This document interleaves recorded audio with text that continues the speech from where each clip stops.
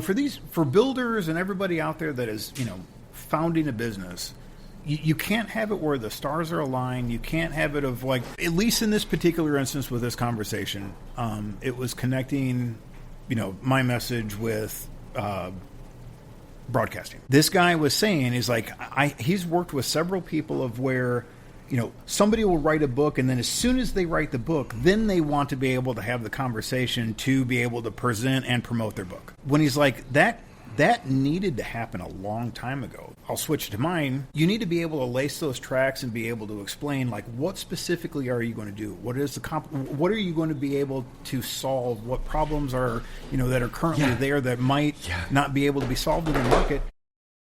Hello and welcome to the next episode of 33 Conversations. I'm really excited for our guest today, Jon Reynolds. You're over in Phoenix. You reached out, you shared your story, and I'm excited to share that with the world because there's a theme happening here where, life was this one way and it was like, the money was flowing and everything's happening, and then all of a sudden, no more job and you got to pivot. And like the process behind that, that's what this podcast is all about, is talking about how founders are building something that's meaningful to the world that we're excited about and starting our own companies and, living the dream. But like, what is the process from here, this safe little spot, everything's going to work out, I'm going to retire and I die, and all of that, to real life, no more job, now let's go. Like, I am so fascinated by this conversation and I want to hear more. Jon, tell me about you're like a little bit about you and your pivot point that was the spark for this the journey that you're on. Well, first off, Michael, I got to just say thank you for having me on. I appreciate being able to have a moment to share the story. Hopefully it'll be something that would be beneficial for others as well that's kind of going through the same, general situation with it. Yeah. A little bit of information about me. I've lived out here in Phoenix since 2009, originally from Michigan. I've got 3 kids, a lovely wife, and I have been, for most of my adult career, been in tech sales. Have had a lot of successes with it. I've really enjoyed that, not only from just the accolades and the presidential clubs and stuff like that, but also, the monetary portion about it. I was able to have a situation of where I got promoted from just being an independent, contributor, like an account executive or account manager, up to where I was the head of sales.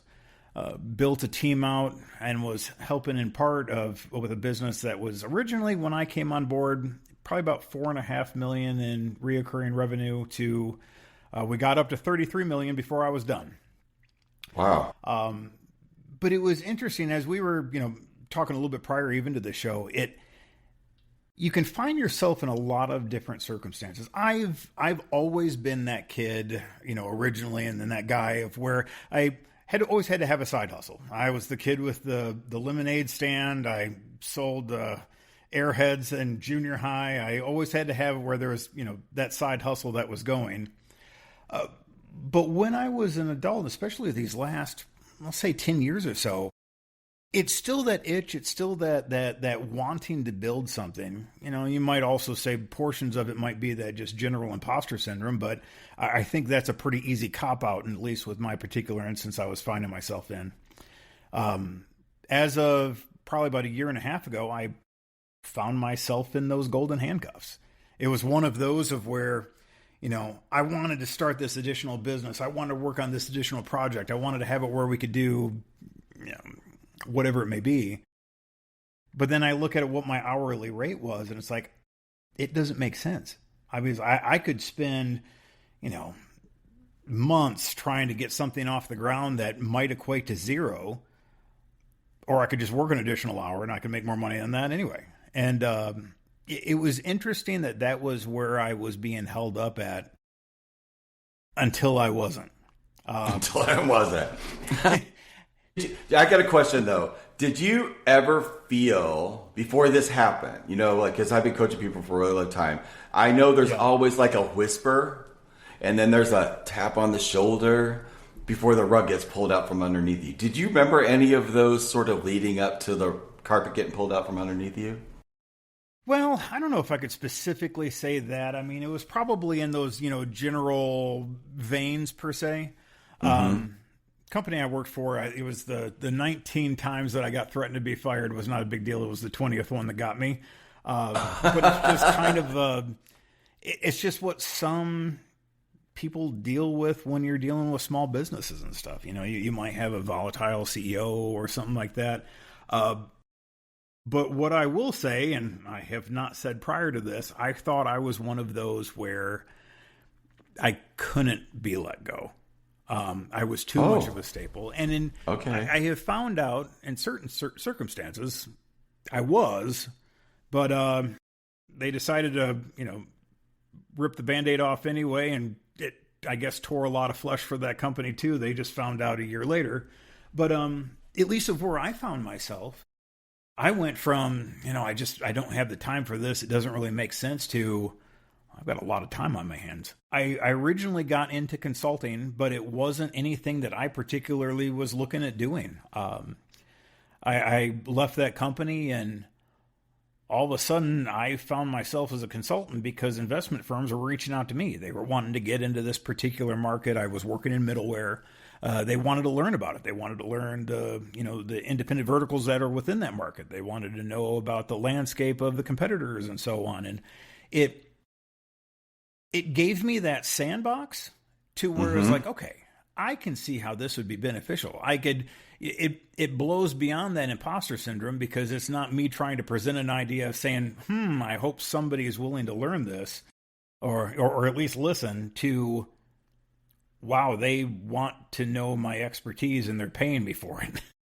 Like they saw you. Right. That was awesome because I feel like those are the training wheels that probably if that was not there, the rest of this would have been far more difficult. But it's really powerful. That's been pretty interesting. Yeah, I appreciate it. It's been pretty interesting, at least thus far with it. That was a project that probably lasted 7 or 8 months.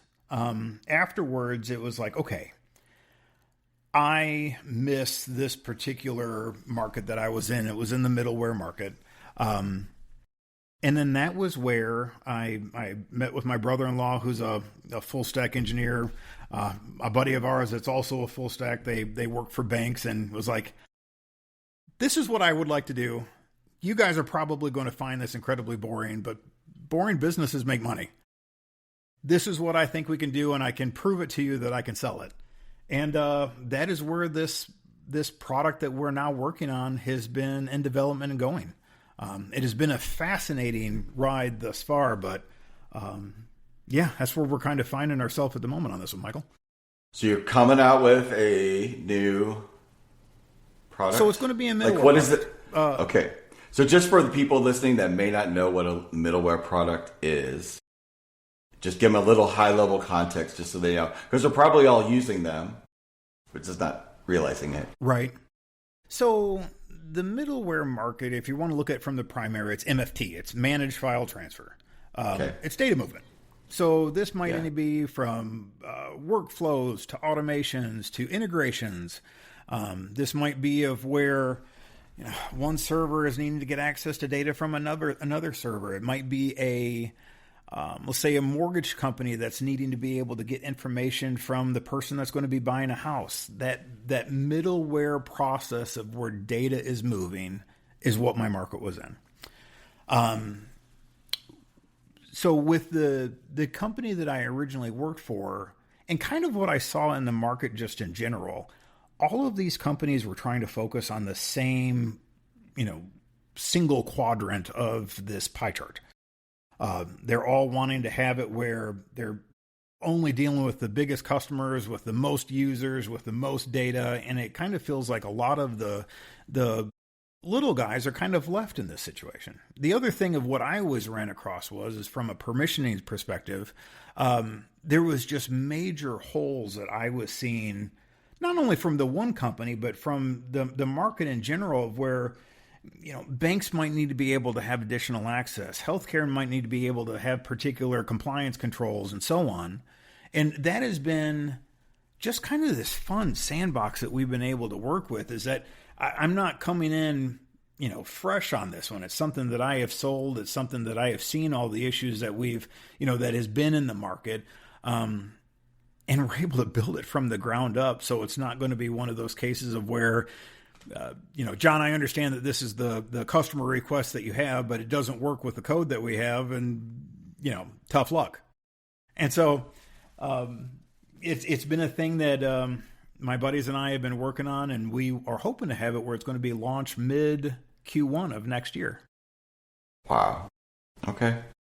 I'm excited. So who would be your ideal, who would this serve ideally? I have heard that question for years. And the funny thing about it is in this particular market, who we're serving is really any company that has data movement.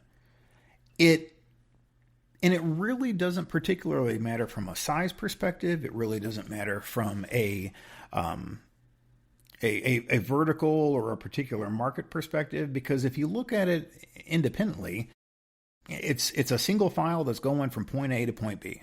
There might be particular compliance concerns. You might have to have, FINRA might be a consideration, or PCI, or if it might be like identifying information that's going through. But as long as you have all of the perspective or those particular perspectives in place, and you've got it where those compliances are available, and both sides, us as a company and also the client we're working with is accurately managing that data, there's really not a particular market. What we're looking for is we want to have it where there's businesses that need to have integrations in place. They can simply do it. So they can do it themselves? They could do it themselves. Yeah. Okay. That's going to be the interesting thing with this, because it's going to be a platform where most companies in this space don't allow is there's really not room for the solopreneur, the small business, something like that. I would sell plans of where the smallest plan that I could sell is 20 users. Michael, you might be a business of one, but tough luck. You're getting 19 users that you're not going to use, and I don't have a way of selling it to you. And if you don't pay for it, you're not being able to complete, said thing that you're trying to accomplish. In this particular instance, it's really going to be incredibly elastic for what these customers are needing to have accomplished and have done. And they're going to be able to use it to integrate for the most part amongst anything. So it's something that we're excited about there. The other side of it, AI has been the major conversation that's been happening everywhere. We've been taking that into effect as well. So do you use it? Do you use it in what you build? We use it for what we build, yes. But so not we in help it just from the on a back end standpoint of where we're replicating our data. Where these engineers are both incredibly talented, but at the same time, sometimes it's easier just to say, "This is what I wrote for A. Can you write it for B, C, D, and E?" And then it's minor fixes and might be a couple hours of work versus a couple weeks worth of work. But from a business standpoint, I'm not really sure if we are going to have an AI in the system directly, because my personal opinion at the moment, it's almost overly saturated. It's kind of the fun new thing. And I don't know where our AI would fit versus somebody else. I saw statistics the other day of where 40% of corporations are using a large language model, an AI, within their four walls. 90% of employees use it. So this might, that difference in there, it might be Grok, ChatGPT, Claude, something of that nature, of where it's more of just a publicized AI. What we're wanting to do is we're wanting to have it where these companies that are using these internal large language models, or in certain circumstances, it might be a small language model. They're kind of looking at that being more, it might even be more popular than the large language model for businesses, because it's like a simple task manager. What we're looking at doing and put into place is being able to extend beyond those four walls. With this being an integration platform, kind of think that we're the mortar between the bricks. If you've got this corporation being a single brick, and let's just say that they need to be able to connect to their Google Drive, OneDrive, SharePoint, Azure instance, S3, all these different storage solutions. What we will be able to have is there's an acronym called an MCP. I'm a sales guy, so I'm gonna execute the dumb sales guy clause here. I don't know the actual meaning of that particular acronym at the moment, but what it's going to allow us to do is it's going to be able to put safeguards and parameters from that AI extended into these other solutions, so it can't do anything else beyond that. You're able to put all the controls in place so that it can process a particular function that you've designated, and nothing more. Yeah. But it's just been a fascinating thing. I feel like I'm kind of in cutting edge technology, while at the same time I'm not particularly having to work with AI. We're just doing the tools and parameters around it. But there is something about you give this sense of mastery of through this entire thing about what you're presenting. But so I am beyond fascinated about the human that's underneath that's causing you to operate at that level. Because you're dealing with an extraordinary amount of change. And how do you keep the inside in alignment with where you're at right now? How does that show up? Because I know transformation is messy. I know the switches are messy, and it's the stuff that nobody talks about. It's a scare we're all fear to go through it and or talk about it. Right. But how did you do that? You ended up here with this level of confidence that is pretty extraordinary. Well, first off, I appreciate that, because I feel like I have to make that up sometimes.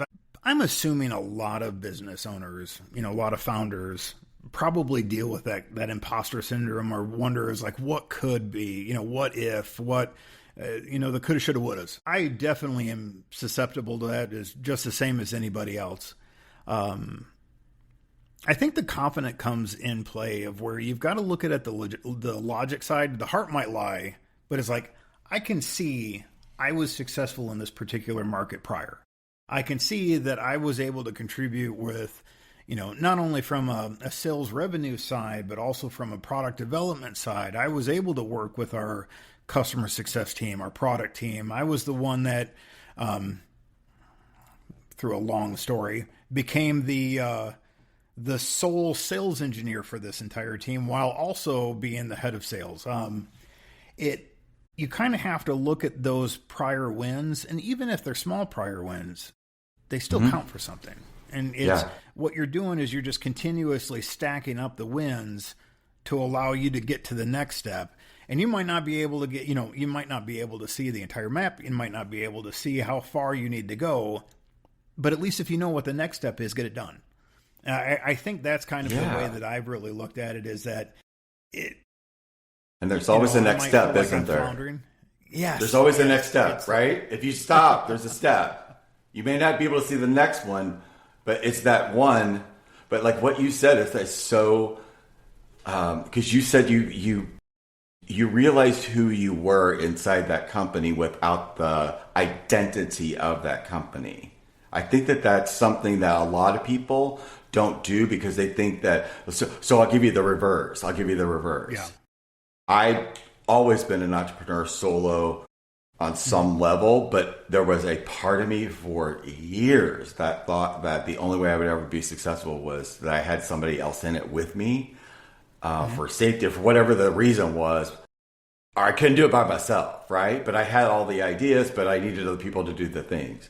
So that was mine. But I can see when you said that, it's man, I bet if I worked for a company, that would be so hard to leave, not just for the money part, but the structure that thing provided that you're not going to have whenever you leave it, that makes the result happen. And you saw you were the damn result because of the wins that you had accumulated and you were aware of. So a lot of us don't track that, but that's really powerful what you said, because that could be the difference between somebody making it because they just hadn't even had that thought yet to oh yeah, I did win that. I did that. Because it's so hard for me on resumes or anything telling people what I did. And I've done, I've done movie, I've been documentary, I've done all these things. I had all these businesses, did really well. But I let the one thing that failed over all of it, you know? So, Right.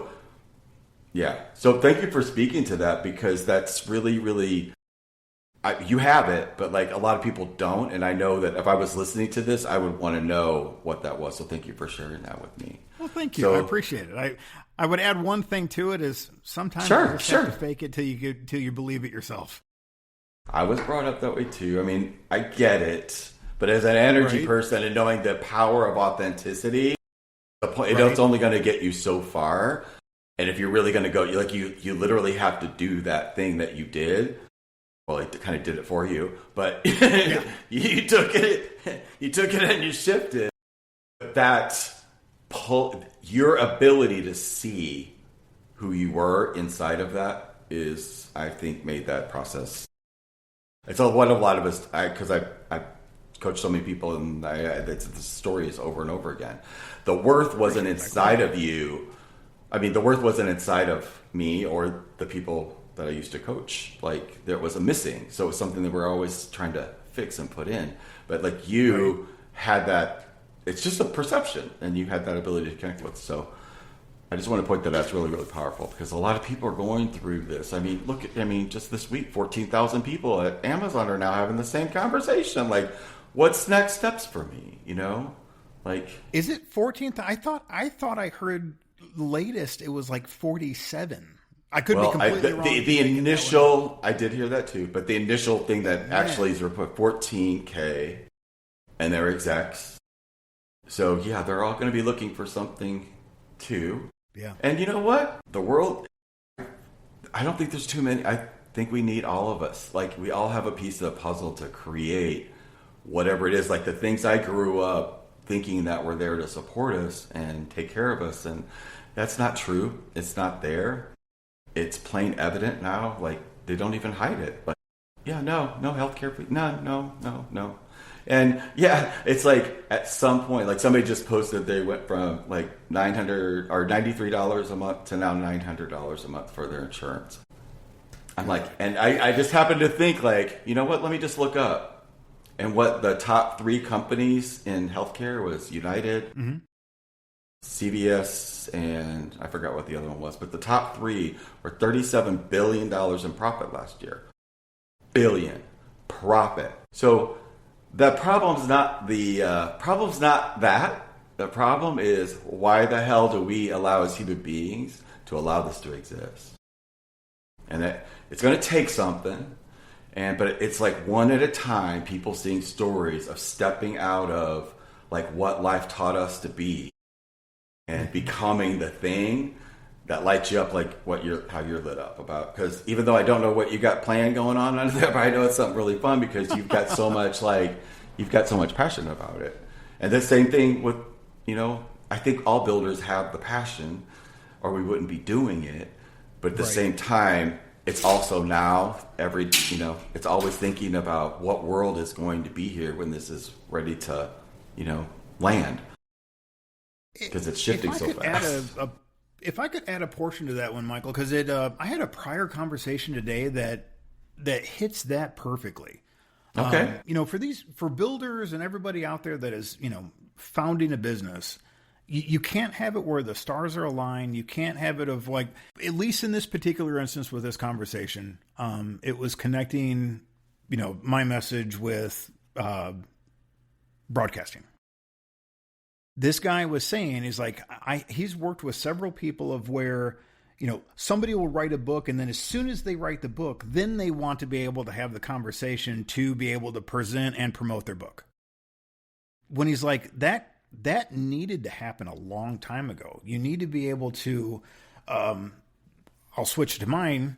You need to be able to lace those tracks and be able to explain, like, what specifically are you going to do? What are you going to be able to solve? What problems are, that are currently there that might not be able to be solved in the market? And then once you start getting everything laced and that track laid, that's when everything else will be able to propel. But it's not the one night success. It's you have to do all of the work prior to that to be able to make it where it's successful. And I found that fascinating today. You just got to put in the work. You do. Like, it's nonstop. I've started that same boat. Like 40 hours a week I put into this sets or more since the like beginning of February. And I'm like, it took every ounce of that to like you just don't know how enormous it really, really is to create something that you do get. First, most people don't even get to the clarity to get to the solutions to actually create something that actually works and go through the process of beta testing that pieces and then putting something together ready for people to go into to prove it. And then like having it be real out into the world is enormous. Like it's exactly it. It's mind blowing. And to do it alone, because I ended up building my product is called 33 Strangers, and my solution, and it's because I built something that I would have loved to have had whenever I was going through all that. I didn't have mirrors. I didn't have people that understood. Hell, I didn't even know I was a founder. I thought I was just like, birthing something into the world. I didn't have that awareness. But the reality is it took somebody seeing me and saying, hey, I see you. I want to come work with you because you've done the work. I can tell you've done the work because I can see what it is. And the simplest of tweaks is going to take this from nobody buying it and being participated in. Not only that, but not getting the value from it because you can't talk about it. And I'm like, you know what? You're absolutely right. 1,000%. It is very difficult for me because we're too connected to it. But he's like, it's this, and this. And I'm like, hello, got it, done. And it works now. It's just like, yeah. It's been fascinating, and I hope people find this as an encouragement. It's one of those of where, between me and my partners, we understood where we were going with this, what solutions that we were going to be providing. And I've got an old client of mine that became a really good friend of mine, and he's got a lot of affiliations in the media market. And so we started working, and him and I having conversations with architects and so on. And it's, even though that I don't have a product to launch today, we've got 15 customers and 2 people that are wanting to resell this service simply because they catch the vision. And the vision is literally of just from my mouth. It's not even something that they can physically see as of yet. But you've got to have it where these founders believe what they're being able to provide. I always told my account executives, you've got to be able to eloquently talk about your product, and then you've got to learn to shut up. Shut up. Yes. Well, it's because I was taught when I'm X generation. So you were taught that if somebody asks you something, you respond to that. You answer the question. And the funny part is when people ask you what you do was the most terrifying or horrifying experience that I could ever imagine because I'm like, shit, I have to go down this whole pathway to tell them what I do. And it's like, finally when I got it and saw this lady talking on television one day, and I'm like, she knows how to do that. And I followed her, and I ended up taking a master class from her because I saw she had something that I needed desperately, was able to understand that this one thing, people don't give a shit about what you do. They want to know what you can do for them. And then that shifted everything, took the pressure off. And what I can do for people is I can solve transformation. I can make the damn thing last because I figured that out over 30 years. And the same thing applies collectively with just a few tweaks. But that's a major thing to solve. How to do that for real. But it takes that to do that. Takes a conversation. It takes enrollment, and it takes clear parameters. I can't half-ass do this with you, but if you understand you want to go from A to B the quickest way and not fall down, you're going to need other people witnessing you, and you're going to be able to retrain your brain to think on who you're becoming, not who you were. Get your past out of your now, and you're free. And when they came to fire you, your past was out of your now. So the process is the process. It's just how we construct it and how we frame it in our own lives that we're the ones that disempower or empower us. So Right. There's definitely solutions. Exactly. I would 100% agree with that one. Yeah. Wow. Fascinating conversation. I love this. So we're end of the year here. We're coming into the holidays. Like, so what is the thing that's like, may not even be your business, but what's the thing that you are feeling that's pulling you now? Well, I kind of feel like this has just developed everything. So I'm going to have to stick with the business. It's, we're in the final stretches. We're in the final leg of this race and getting everything built out so that we can get to MVP. That has really been the primary focus in that regard. Loving having all the extra time with my family and stuff, just basically working from home for the most part. But yeah, we've got the goal in mind. Any wisdom that you would give to anybody listening, or maybe just found out this week that they're got to figure out next steps? Like what kind of wisdom could you give them?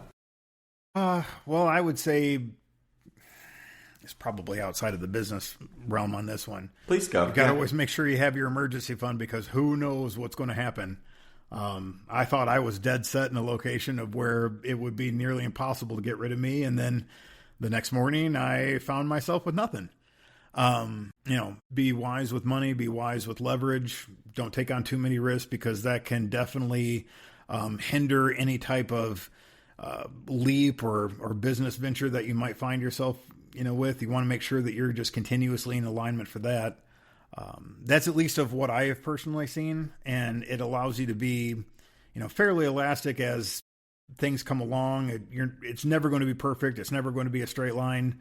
You might fall in a valley, and you just got to be able to try to stay buoyant and, know that your valley. It's been fascinating. I appreciate you sharing, and we'll keep up with you, and I'm excited for what's next for you as well. But I appreciate you sharing the journey. I appreciate that. It's if anybody is interested in looking into integration platforms so that they can start dealing with data movement and so on within their own business, the landing page is finally up. It's going to be Mochila, MOCHILA.app. Awesome. And what we're going to do as well is it's at the moment it's an email catcher, just if anybody's wanting to keep up with it, if they have any interest in knowing of where the business is going. And then once we get to the point of where it's going to be launch time, we're going to have promotions and notifications and stuff like that going on. All that stuff. Okay, I get it. And I will also have all of your information in the description below, so everything they'll be able to contact you and know all of the things. So yeah, I love it. I love it too. Well, thank you so much. It's been a pleasure today. Yeah, absolutely. It's been an absolute pleasure, Michael. Thank you. Yeah, this has been really fun. So I hope you guys got a ton out of this. I totally did. I'm so excited. I'm going to look up all these letters and know what all of this stuff means and relate it back. So I'm like, yeah, I know what this stuff is too. I love learning. I love learning new things. All of the AI, all of the stuff that I've had to become while I was doing this process, because as you know, you got to do your passion, but you also got to do all the other shit too to make it all work until you get to a point where you're like, the world can't see it. So I appreciate that part of the journey too. It is a part of it. And wherever you guys are at in your journey, watching along, 33 Conversations is about founders, helping founders, because one day you might just find yourself in a position like John that we had to figure out like what the next steps are. And we just want to let you know that there's a community out there to support you on who you're becoming. So until the next time, much luck, and we will see you on the next one. Bye, guys. Okay.